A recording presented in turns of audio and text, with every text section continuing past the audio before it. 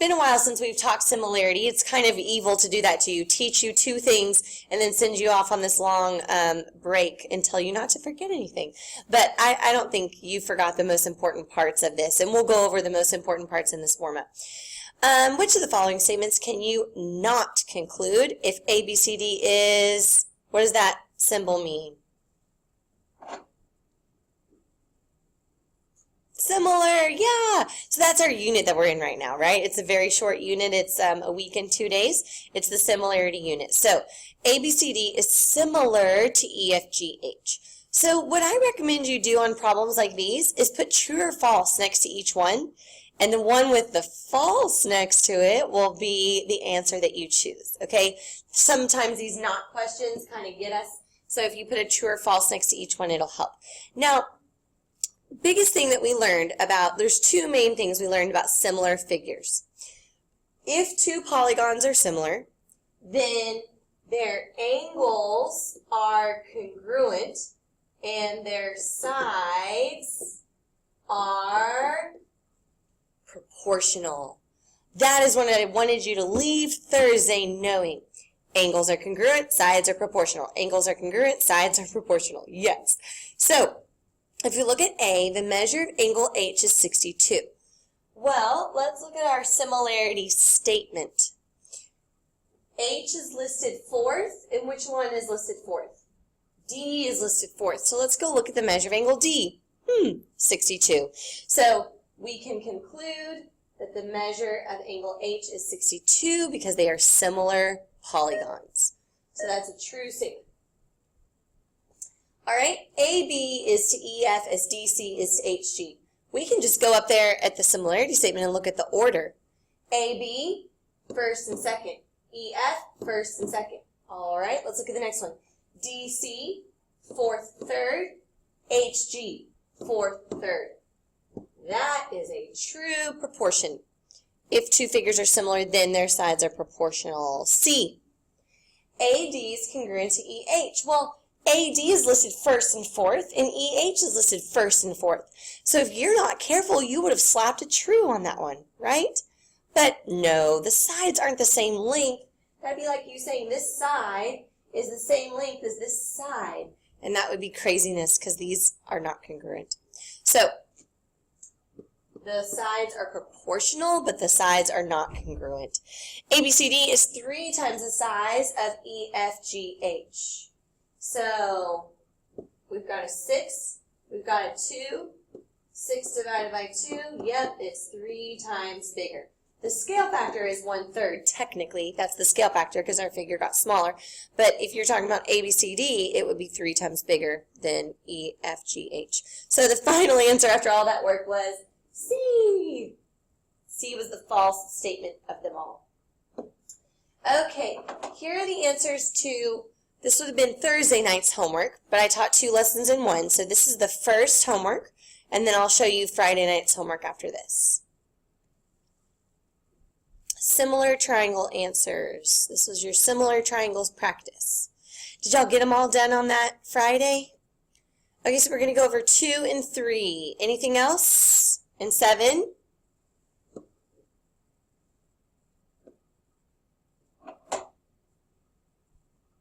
Here's the back.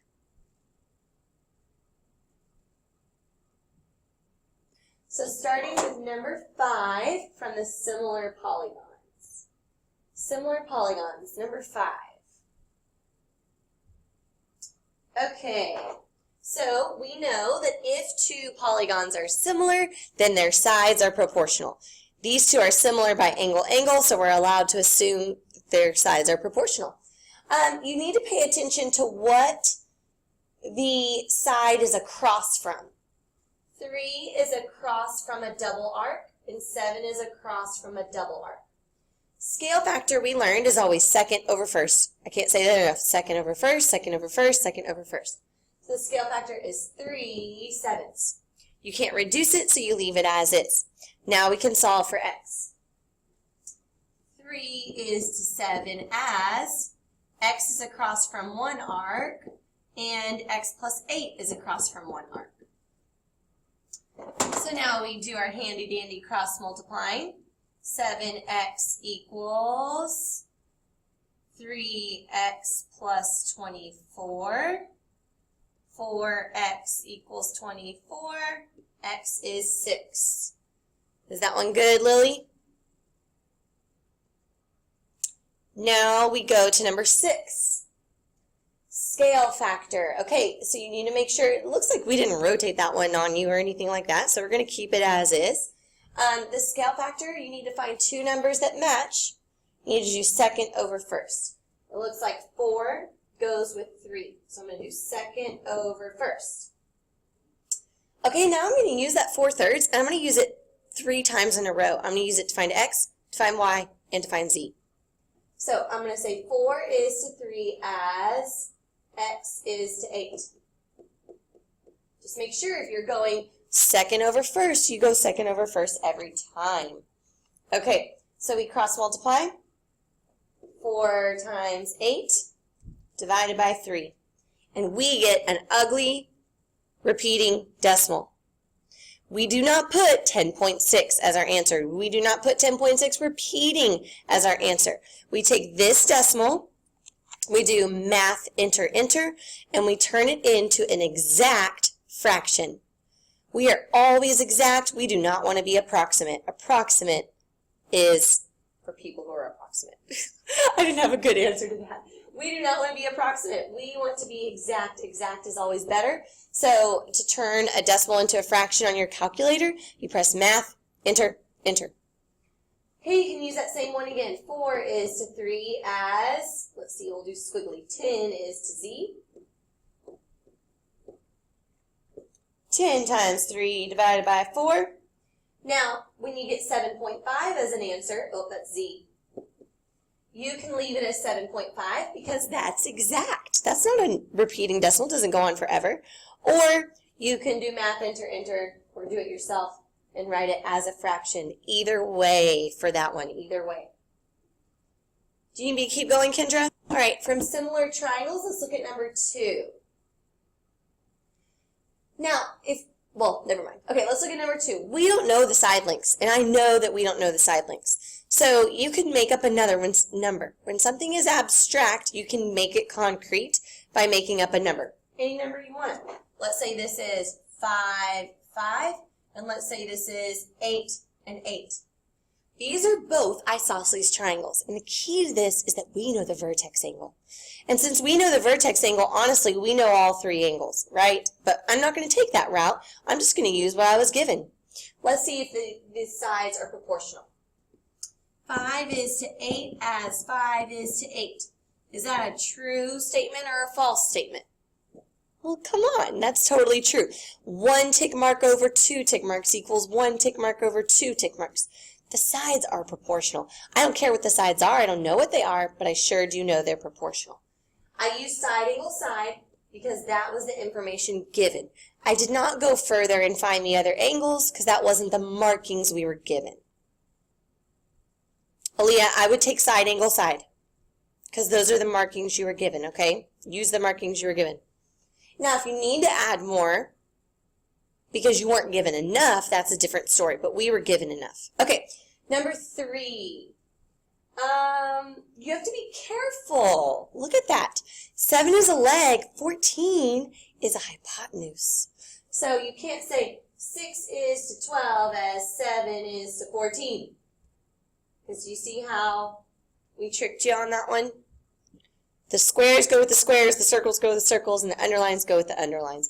If you were to find that missing side with Pythagorean theorem, 14 squared minus 12 squared, and take the square root, this is like an ugly 7.2111.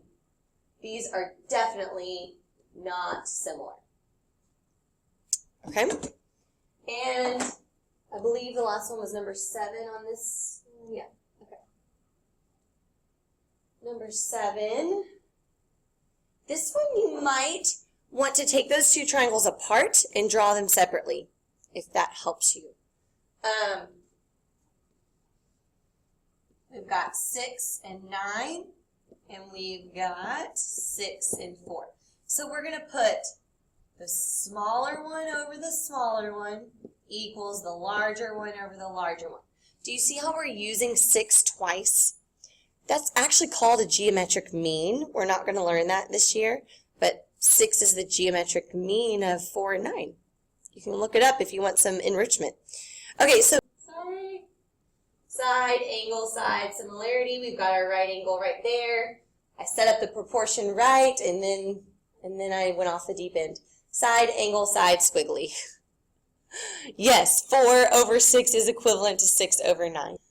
Number 16, if a 60-inch tall Madeline casts an 84-inch shadow, okay, so she's 60 inches tall, and her shadow is 84 inches, then how tall is her friend? How tall is her friend, X, if her friend's shadow is 12 inches shorter? So what? 72, 12 inches shorter? So draw a picture. There we go. I drew a picture. I didn't draw stick people or actual shadows on the ground. This is a simple proportion now that we set it up. You had to know to subtract 12 from 84. You had to know to do that. X is to 60 as 72 is to 84. And then we do our good old cross multiplying. 60 times 72 divided by 84. And we get, final answer, 51.4 or 51.43. Either way, I don't think it had directions on what to round to. So that's how tall. She's not as tall as Madeline, 51.43 inches. Let's get into today's lesson, which is the Triangle Proportionality Theorem. That's the title of your notes. Let me say one thing about this lesson before I teach it. You could honestly, I know you're going to hate hearing this, you could make it through this whole unit without ever hearing this lesson. This lesson is like a shortcut. So you don't need this lesson to really solve any problems, but it'll help make some problems faster. Okay? So take that as you want to take it. This is a shortcut. It's not imperative, but it's helpful. All right, let's see what in the world this triangle proportionality theorem is. Take a look at these triangles and the segment that divides the triangles and see if you can come up with a pattern or conclusion.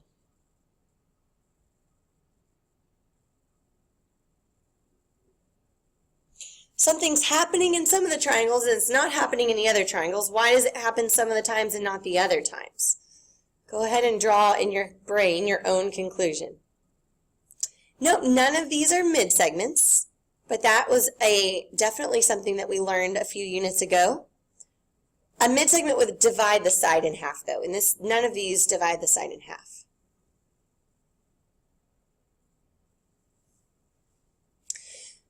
So, yeah, good. So think of these as segments that are dividing the triangle. And they're either going to divide the triangle proportionally or they're not going to divide the triangle proportionally. Notice 6 is to 5 is 5 is to 7. There's no link there. This one didn't divide it in any special way. But you look at the second one, 2 is to 4 is 5 is to 10. Well, those are proportional. And you look at this one, 3 is to 9 is 5 is to 15. Those are proportional as well. And then here, 2 is to 6 is 4 is to 1. There's no link to those sides, the portions of the sides. So our conclusion would be, if we split the triangle and our segment is blank to the third side, then it will split it proportionally. What goes in the blank? What has to be true? What's true about the ones where it's proportional versus the ones where it's not? Yeah, you got it.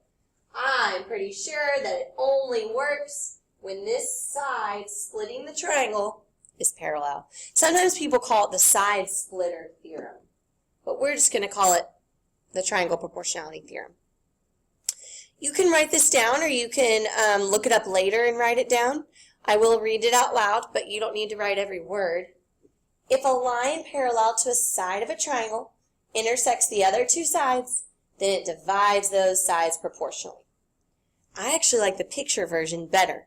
This is the whole theorem, It's an if-then statement, the hypothesis and the conclusion. If EF is parallel to BC, if these are parallel, then the sides are proportional. So honestly, that's all it's saying. It's saying if parallel, then sides proportional. And I don't even know if I want to say sides. I want to say segments. The segments are proportional. Let's look and see what this is saying. It's saying AE, the red is to the green as AF. The red is to the green. So red is to green as red is to green, or pink, whatever color I changed it to. Okay, so those are the proportions we'll be setting up to find missing segments of that triangle. The converse is also true, although you don't need to write the converse down. You just take your theorem and you reverse it. Converse, reverse, converse, reverse. So this is saying, hey, if the sides are proportional, then the segments are parallel. So the other one said if parallel, then proportional. This one says if proportional, then parallel. It's just the converse. All right, so how does this shortcut help us? Find the length of EC. Find the length of EC. Pretty easy. Since DE is parallel to BC, since DE is parallel to BC, we are allowed to say 32 is to 24 as 40 is to x. It's sometimes called the side splitter theorem. It splits the sides proportionally. So you go to your calculator, oh no, and you do 24 times 40, 24 times 40, you press enter, and then you do divided by 32. It's called cross, multiply, and divide, okay? X is 30, and that's all there is to it. End of story. Let's try another one. Same exact application of the theorem. I just turned the triangle on its side this time. Find the length of RN. Okay, you can start wherever you want. You don't have to set up your proportion identical to mine. 8 is to 5 as 10 is to x. So I stayed on one side of the triangle. 8 is to 5 as 10 is to x. See how I'm staying on one side at a time before I switch over to the other side of the equal sign? 5 times 10 divided by 8.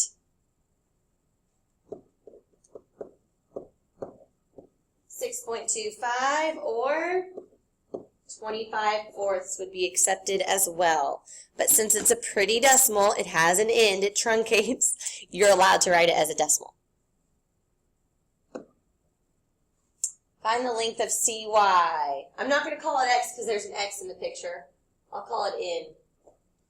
9 is to 4 as 10 is to N. Cross multiply. 4 times 10 divided by 9. Ooh, I get an ugly, ugly, go on forever decimal, 4.4 repeating. So I do math, enter, enter, and N is 40 over 9. CY is 40 over 9. Cannot write that one as a decimal, have to write it as a fraction. Okay, I think we get that. I'm actually going to skip that one because I know y'all can handle it. We've already done that. I know y'all can handle it. Let's do this one. On the map, 1st Street and 2nd Street are parallel. All right, let's mark it. They're parallel. Okay. What is the distance from City Hall to 2nd Street along Cedar Road? So we want to go from City Hall to 2nd Street, and we want to travel along Cedar Road. So we're really looking for this segment right here. Can we use the triangle proportionality theorem? Well, of course. Our segments are parallel, so we can use the theorem. You might be able to read those, you might not. 2.1 is to 2.8. So I said 2.1 is to 2.8 as, now I'm going to call this x. But when I call it x, I know in my brain that when I get x, that's not the final answer. It's a stepping stone. As x is to 2.4. So we do our cross multiplying. 2.1 times 2.4. Enter. Divided by 2.8. Enter. And we get 1.8. But we want this whole segment. So we will do 1.8 plus 2.4. How many miles?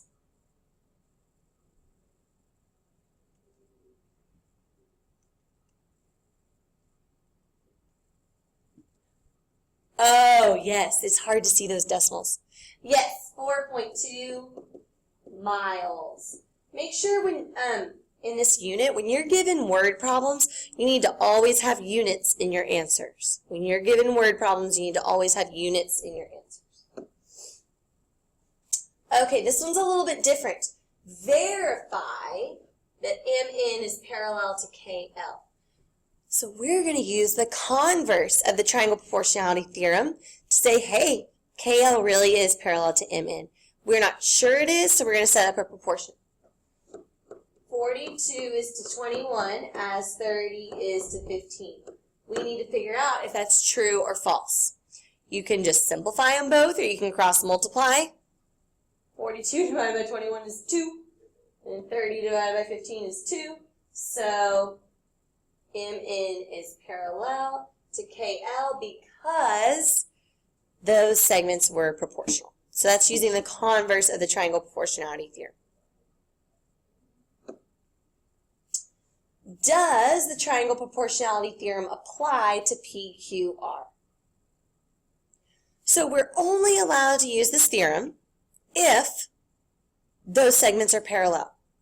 There's no markings on this coordinate plane, and there's no arrows, so we need to use our coordinate plane to our advantage to decide if they're parallel. Good job. So we know, we learned a while ago, if two lines are parallel, they have equal slopes. So let's find their slopes. We're going to find the slope of PQ, and we're going to find the slope of MN. MN, rise 2 and run 1, 2, 3, 4. Rise 2, run 4.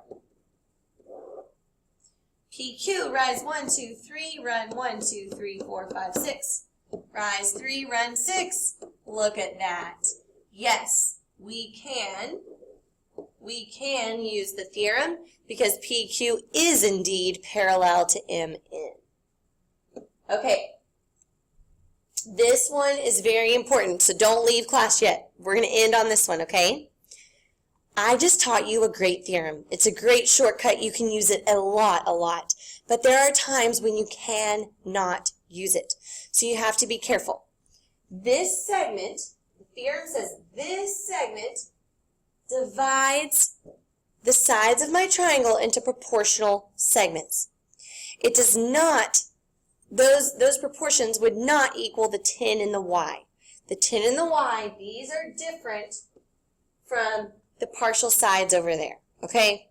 I'm going to call this n again, and we're going to find n first, and then I'll talk about how to find y. Okay, let's do what we always do. 12 is to n as 15 is to 6. So nothing has changed yet. We've been doing this the whole time. 12 times 6 divided by 15. N is 4.8. N is 4.8.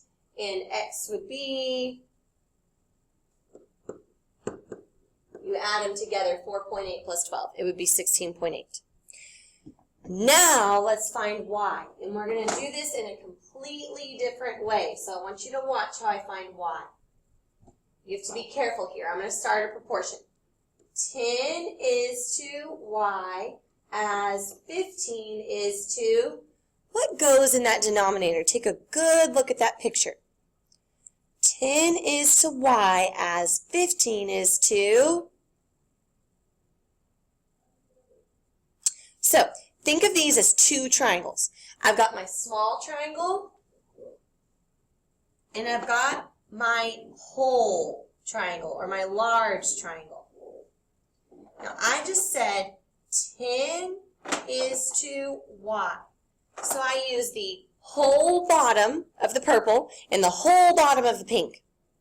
Then I said 15, which is the whole right side of the purple.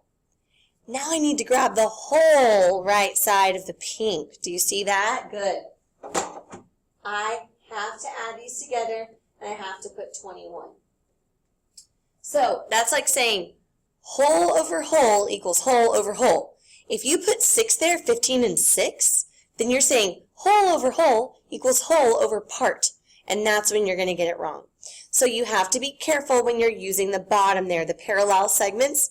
Those you don't use partial sides with. You use whole sides only. All right, we can do our cross multiplying now. 10 times 21 divided by 15, and we get y is 14.